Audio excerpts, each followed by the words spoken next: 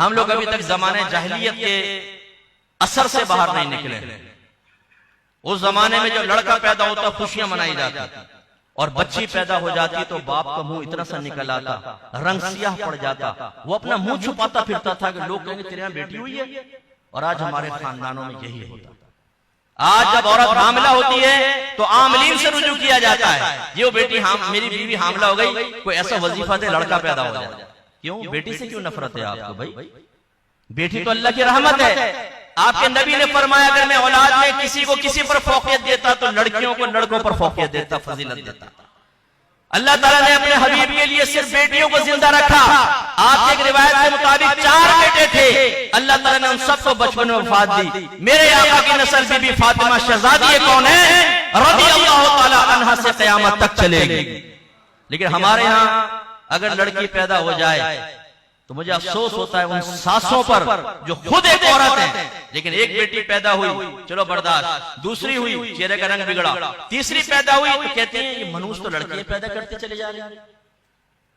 کیوں آپ کی بہو کے پاس 2 بٹن لگے ہوئے ہیں, ایک پہ سن لکھا ہوا ہے ایک پہ ڈاٹر لکھا ہوا ہے, ہر دفعہ ڈاٹر والا بٹن دبا دیتی ہے, سن والا نہیں دباتی.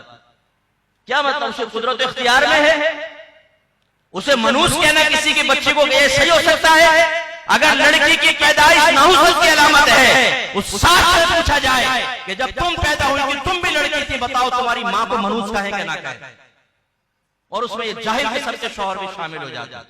مجھے ایک بچی نے کہا کہ مفتی صاحب میری 3 بیٹیاں ہیں, میں پیگنینٹ ہوں, دعا کیجئے گا اللہ مجھے لڑکا دے, کیونکہ میرے شوہر نے کہہ دیا کہ اب لڑکی پیدا ہوئی تجھے طلاق دے دوں. یہ طریقہ کار ہے ہمارے نبی کی سنتوں پہ چلنے کا.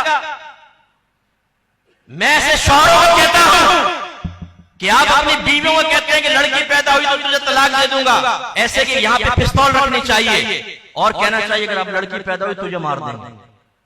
کیا جواب دے گا؟ بولیے کیا جواب دے گا وہ باپ؟ وہ جاہل آدمی کیا جواب دے گا؟ وہ کہے گا بھائی میرے قدرت اختیار میں کوئی ہے کہ تم مجھے مارو, تو تیری بیوی کی قدرت اختیار میں ہے کہ تم اپنی زوجہ کو حقارت کی نگاہ سے دیکھتے ہو. اگر ایک گھر میں 4 بہویں ہیں, 3 کے بیٹا ہوا ہے, 1 کی لڑکی ہوئی ہے, 3 کو سر پہ بٹھائیں گے, چوتھی کو حقارت کی نگاہ سے دیکھا جائے گا. کیوں؟ یہ کون سا عدل و انصاف ہے؟ ہمارے